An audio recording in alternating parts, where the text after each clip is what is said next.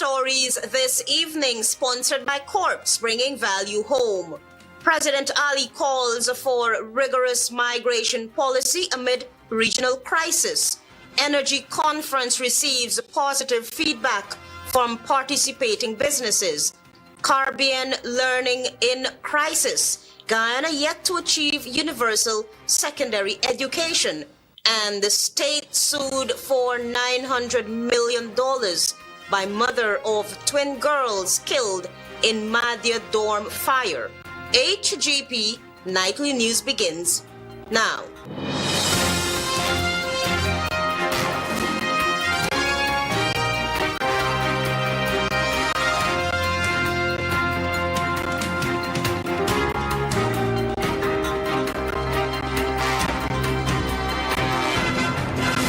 Good evening to our viewers here in Guyana and online. I'm Aletha Grant with the Thursday, 20th February 2025 edition of the HGP Nightly News.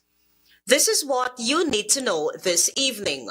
President Irfan Ali has acknowledged that Guyana is feeling the impact of the growing migrant crisis. While reaffirming the country's commitment to humanitarian support, he emphasized the need for a structured migration policy to manage national security risks and social costs. Tiana Cole opens tonight's broadcast.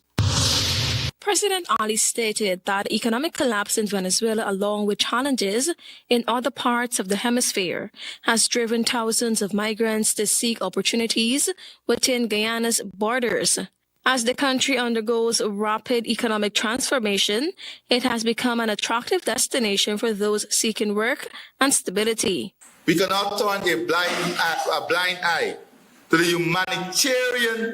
humanitarian plight of those fleeing hardship. However, he cautioned that migration also presents serious security risks and social challenges that must be carefully managed.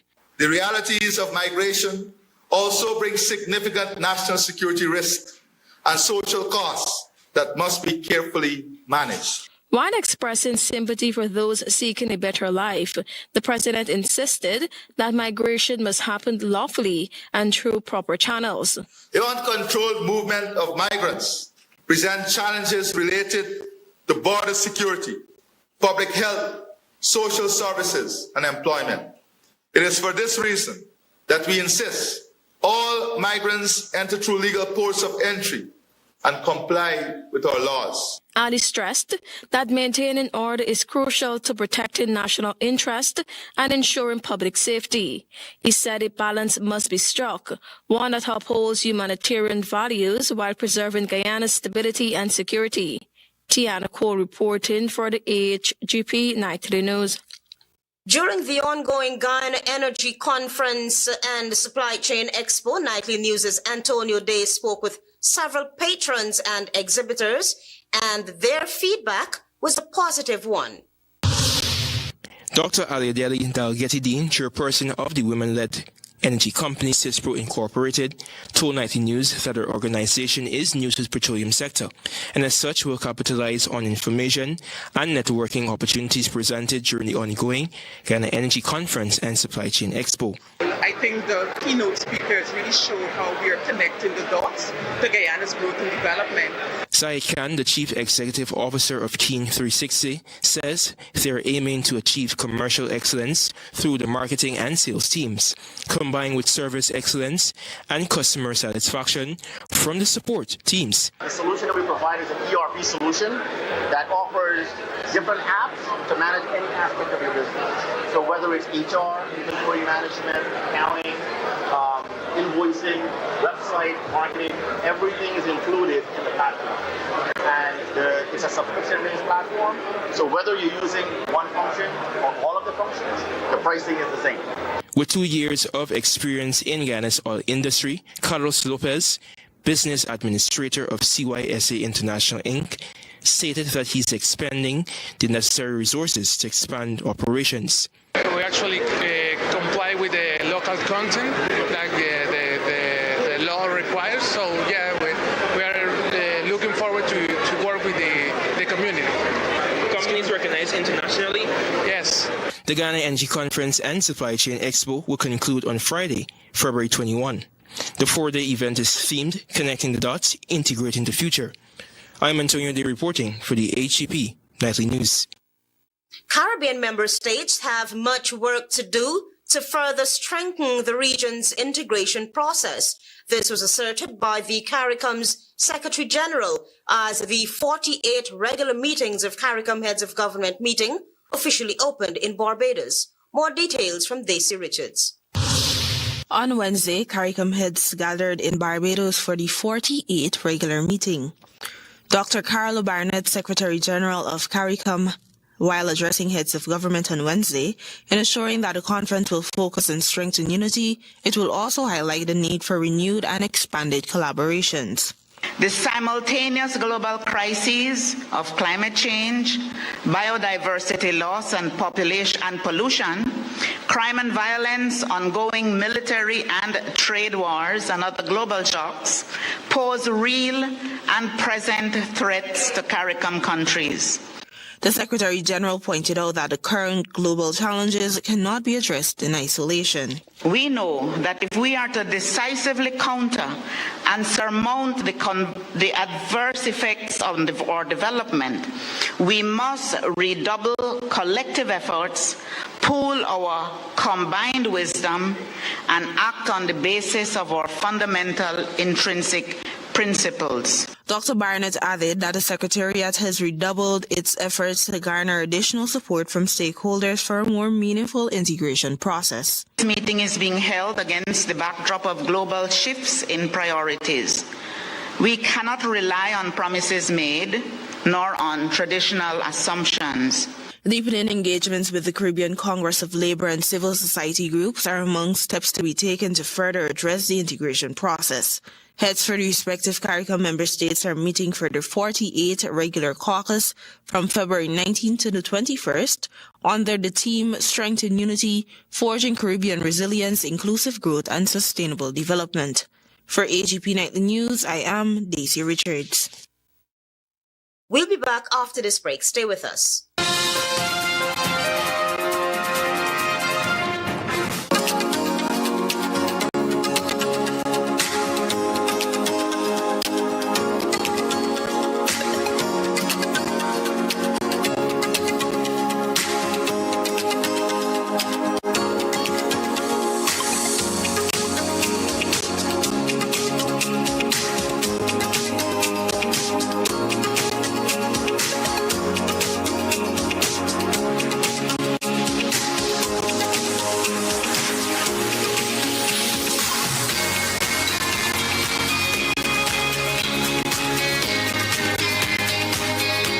Welcome to SNL Electrical Inc., where lighting and electrical needs are met with expertise and style. From the latest in electrical lamps to durable cables, circuit breakers, panels, we have it all.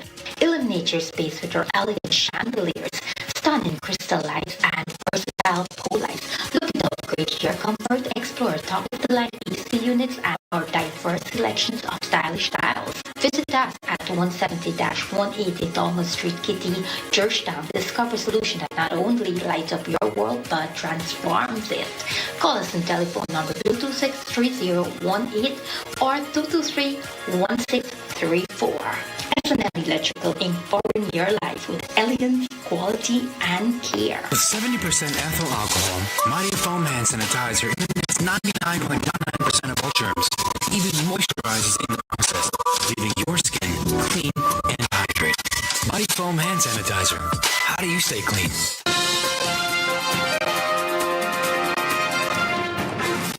Welcome back. You're watching the HGP Nightly News. Guyana is yet to achieve universal secondary education as Latin America and the Caribbean are in the worst learning crisis of the century. More details from Daisy Richards.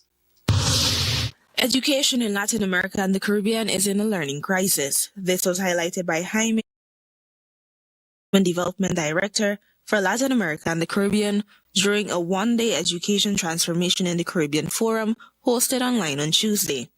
He pointed to a progression of low test scores being recorded across the regions. Results from the 2024 Caribbean Secondary Education Certificate show that only 5% of students passed 5 or more subjects. In mathematics, only 36% of students passed, a number that has been declining. Over half of the 15-year-olds sitting the exams do not achieve the minimum competences in reading for both regions. And according to records, the best performing students are also struggling to meet global standards, the Human Development Director stressed. All these point to a crisis in foundational learning, which limits students' ability to then succeed in secondary school and transition successfully to the labor market. Meanwhile, Marty De Souza, Deputy Chief Executive Officer for Amerindian and Hinterland Development and representative for Guyana, asserted that Guyana is yet to achieve universal secondary education. Quite a number of Guyanese students were not completing secondary school, and even if they did, in many instances, the objectives of the stratification of that secondary program were not met. De Souza added that Guyana is still grappling with the perception that stereotypes technical programs to a certain category of students. This, De Souza said, the Ministry of Education is working to address. In 2024, Guyana recorded a 3% decline in both mathematics and English A, and the overall percentage for grades 1 to 3 in all subject areas were 67.23%. For HGP Nightly News, I am Daisy Richards. With the Plea Bargaining Act now in force, citizens can now enjoy efficiency in handling criminal cases while aligning with regional efforts to strengthen the justice system. Tiana Cole has been following that story. Attorney General and Minister of Legal Affairs Annie Nandlall, speaking at the opening ceremony of the training on the new Criminal Procedure Plea Discussion, Plea Agreement and Assistant Agreement Act 2024 and the Criminal Law Procedure Paper Committals Act 2024, described the legislation as a major step in reforming Guyana's criminal justice system. Addressing judicial workers, Nandlall emphasized that familiarizing key stakeholders with these new laws places Guyana at the forefront of implementing CARICOM's vision for a more effective justice system. It was resolved at that symposium that every member state must do a deep introspection of their individual criminal justice system and make reforms. As part of the original mandate, Guyana enacted 2 significant pieces of legislation last year to modernize its justice system. The Criminal Law Procedure, Plea Agreement, Plea Discussion, and Assistant Act 2024 officially came into effect on January 21, 2025. During his weekly program Issues in the News, Nandlall noted that the act was signed into law last month. It is important that we get the public buy-in. And that is why in the plea bargaining legislation, among other provisions, the legislation guarantees the right of an accused person to have legal representation during plea discussions. It also mandates that prosecutors inform victims of their right to provide impact statements, while imposing limits on what can be included in those statements. Additionally, the Act prohibits prosecutors from initiating or participating in a plea discussion or finalizing a plea agreement if the accused person or an entity acting on their behalf has assets that could be subjected to a pecuniary penalty order, forfeiture order, or civil forfeiture order. Now, that Act is in force, so persons can now utilize the provisions of this Act. This is a very important legislative intervention. State prosecutors, senior police officers, and members of the practicing criminal bar are benefiting from a 2-day training sessions aimed at ensuring smooth implementation of the new legislation. Tiana Cole reporting for the HGP Nightly News. The mother who lost her 15-year-old twin daughters in the 2023 Madhya Secondary School dormitory fire, which claimed the lives of 20 students, is suing the state for $900 million. Tiana Cole reports. Valerie Carter, the mother of 15-year-old twins Mary and Martha Dandrid, filed a lawsuit against the state on February 17, 2025, seeking more than $900 million in compensation for each of her deceased daughters. In a statement to the media on Wednesday, the law office of UC Anderson explained that Carter had previously filed an action to set aside a compensation agreement she had signed with the state. Under that agreement, she had accepted $10 million in total, $5 million for the loss of each daughter. Justice Nigel Niles on January 13, 2025, ruled in Carter's favor, effectively nullifying the agreement of settlement she had signed with the state. The judgment declared the agreement null, void, and of no legal effect, clearing the way for her new lawsuit. In her court action before Justice Niles, Carter alleged that she had been subjected to undue pressure and influence by state officials, who she claimed subtly and overtly subdued her free will in order to secure the disputed settlement agreement. Carter's twin daughters perished in the Madi dormitory fire on May 21, 2023, which claimed the lives of 20 students. She now faces not only the unbearable grief of burying two of her children, but also the controversy surrounding the compensation agreement she was initially pressured into signing. The state had initially offered $5 million in compensation for each child who lost their life in the fire. Meanwhile, the 15-year-old schoolgirl who was charged with 20 counts of murder in connection with the fire has since been committed to stand trial before a high court judge and jury. The accused, who was 15 at the time of the incident, appeared before Senior Magistrate Suna Scarce at the Madhya Magistrates Court, where a preliminary inquiry PI was conducted. At the conclusion of the inquiry, the court found sufficient evidence against her, leading to her committal to stand trial at the next criminal assizes. Throughout the case, the teenager was represented by attorney at law Dexter Todd, while Special Prosecutor Lachmi Rahman appeared for the state. Tiana Cole reporting for the HGP Nightly News. Meanwhile, the Attorney General's chambers in a statement noted that it had filed an application to strike out the case on the grounds that it discloses no reasonable ground for bringing the claim. The chamber said it is scandalous and vexatious and constitutes an abuse of the process of the court. The AG's chambers noted too that on the 13th of January 2025, Attorney at Law UC Anderson, on behalf of Valerie Carter, the mother of the twin girls, applied for and was granted leave by the Honorable Mr. Justice Nigel Niles to withdraw and discontinue the case against the state.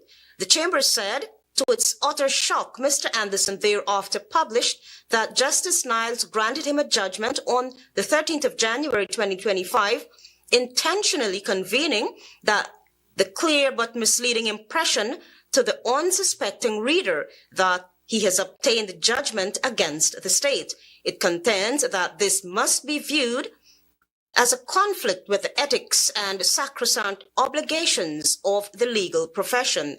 The AG Chamber said it has since brought the matter to the attention of the President of the Guyana Bar Association, since this is not the first of such transgressions.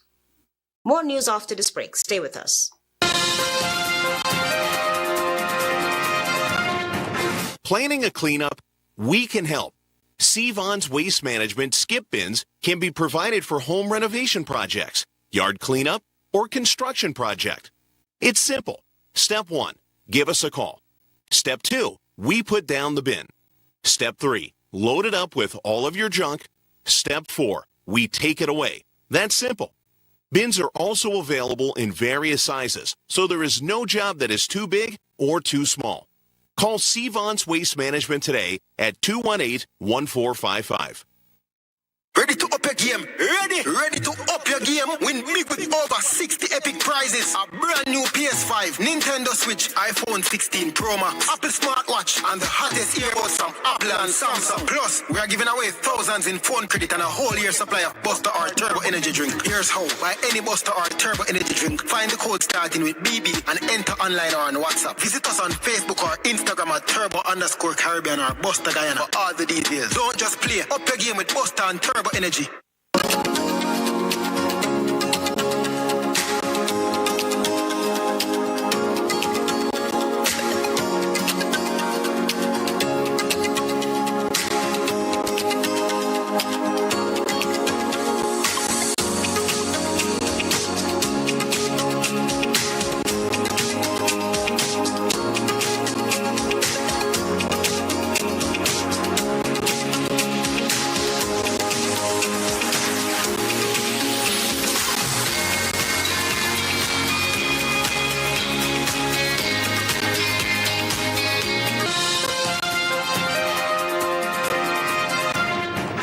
You're watching the HGP Nightly News. Welcome back. Beyond just an apology for the brutality that ancestors endured during the transatlantic trade, Barbadian Prime Minister Mia Mottley posited that reparation must be structured to address quote-unquote economic injustices and equalities. Antonio Day has that story. At the 38th African Union Summit in Addis Ababa, Ethiopia, Barbados Prime Minister Mia Mottley amplified calls for reparations to tackle economic justice and inequality.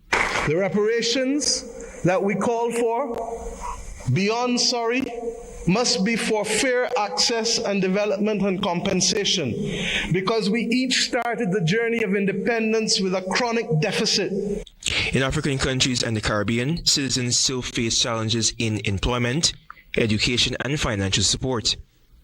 Motley argued that individuals of African descent should no longer feel the effects of slavery, which was abolished over 180 years ago. It is up to us, many of us in the second and third generation of independence, to be able to frame out fairly in a mature conversation what those reparations must look like if we are to attain justice and to inspire the young people of this world that good must always prevail over evil.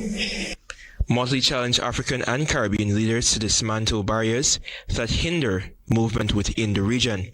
The notion that transit visas, begging for them, must be the lot of our people in order to move across this world cannot be something that gives us satisfaction. She advocated for direct air and sea links between Africa and the Caribbean to boost trade, tourism, and cultural exchange. It is this simple act, apart from our music and our culture and our food, that will guarantee that it is not simply heads of government and heads of state that will meet in Accra or Bridgetown. Meanwhile, Dr. Eric Phillips, chairman of the Guyana National Reparations Committee, in echoing similar sentiments, also noted that Prime Minister Motley's statements align with CARICOM's 10-point reparatory justice plan. Key components of the 10-point plan include repatriation, cultural development, illiteracy eradication, psychological rehabilitation, and debt cancellation. We have to move beyond apology and to get reparations. As you know, the Dutch apologized last year and the year before, and they have done nothing. On December 19, 2022, Dutch Prime Minister Mark Rutte stated that slavery must be acknowledged in the clearest terms as a crime against humanity, according to a BBC report. But Phillips posited that this is not enough. Because once you apologize, you, by international law, should be paying reparations. What the Dutch did was to have a verbal apology that really has no effect in law. I'm Antonio Day reporting for the HGP Nightly News. General Secretary of the People's Progressive Party, Civic Barajagyo, on Thursday affirmed the government's position on accepting Guyanese citizens who will be deported from the United States. Last week, President Irfan Ali poured cold water on suggestions that Guyana is in talks with the U.S. to accept undocumented migrants who are not Guyanese. Showen Belgrave reports. Vice President Barjagdio said Guyana is only open to receiving Guyanese deportees from the United States in U.S. President Donald Trump's sweeping deportation of undocumented immigrants. But the people who are deported by the U.S. government, which is their decision in full, will be accepted home. These are our people. We have to accept them home. Jagdio added that he was not appraised on a number of Guyanese who will be sent home, but made it clear that whatever that number is, his government will welcome them home. On the matter of receiving third-party deportees, especially those from Africa and Asia, Jagdio said that no agreement like that has been struck. Last week, a CBS News report surfaced revealing that Guyana was placed on Trump's list to receive undocumented migrants who are not of Guyanese nationality. President Ali was questioned about Guyana's position on Trump's plan. There's some specific issues that I will not go into details here in terms of the movement, which includes flight and movement of people. But there's nothing specific. There is nothing specific. This is Shervin Belgrave reporting for the HGP Nightly News. Stay tuned for regional news.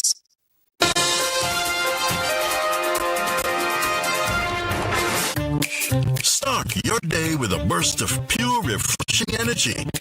Langer's juice with 100% real fruit, no added sugars, and all natural ingredients. Our juice is nature's perfect refreshment. So whether you're fueling up for the day or sharing a moment with loved ones, our juice delivers the taste and nutrients your body craves.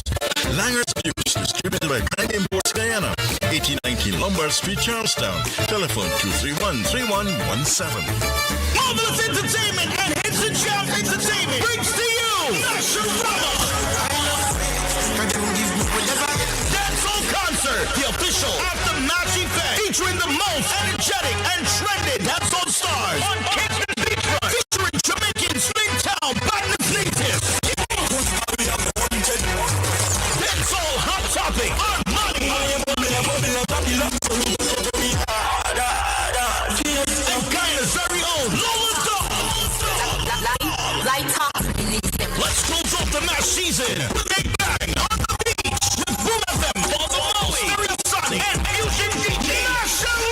Beach Party, rock already on Sunday, February 23rd from 7 p.m. Super early bird tickets, 4,000. And VIP, 15,000. General admission, 6,000. Brought to you by Banks Beer, Guinness, GT Beer, Diamond Reserve Rum, GD Events, Stovetop, Fireside Grill and Chill, Ministry of Culture, Youth and Sport. Please drink responsibly. No underage drinking. Interested in honoring or paying tribute to a loved one, or just making a loved one feel special? HGP TV offers you all that and more. Air your birthday greetings, death announcements, and wedding anniversaries on HGP TV today. HGP TV offers affordable prices, convenience, and great services. Call us on 220-3660 or email us at sales@hgp.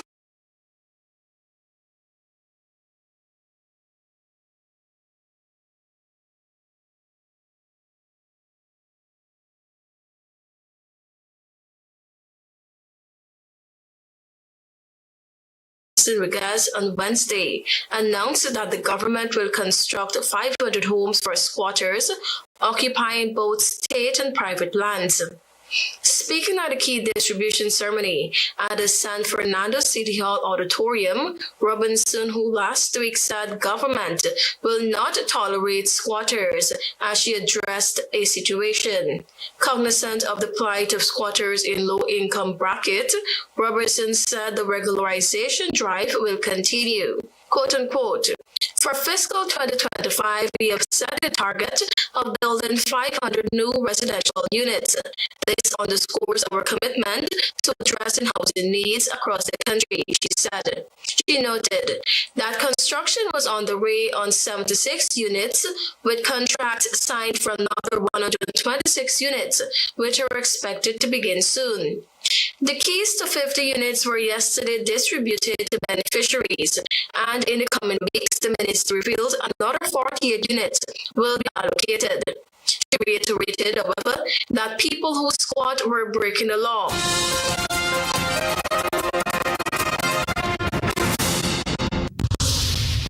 Authorities recently detained 146 irregular migrants after intercepting their vessel off the Turks and Caicos Islands coast on Monday evening. The successful interception occurred at 9:07 p.m. on February 17, bringing the year's total migrant to nearly 300. Among those detained were 109 men, 39 women, and 2 minors. The vessel was towed to South Dock Port, where Border Force officials processed the migrants, who have since been transferred to the detention center. This marks the 4th vessel intercepted this year, but authorities haven't detained a total of 296 irregular migrants since January, including 3 minors.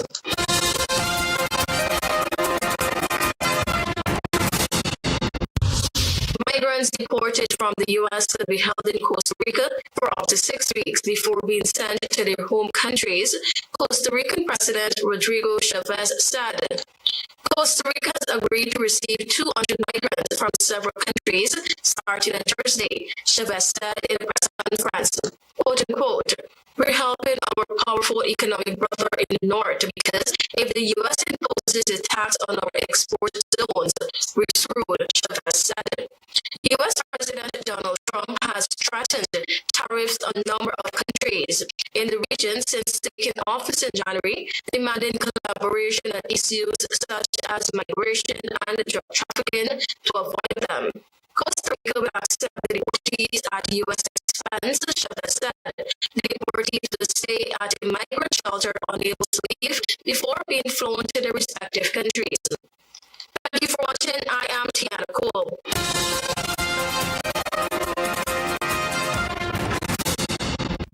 President Ali called for rigorous migration policy amid regional crisis. Energy conference receives a positive feedback from participating businesses. Caribbean learning crisis. Guyana yet to achieve universal secondary education.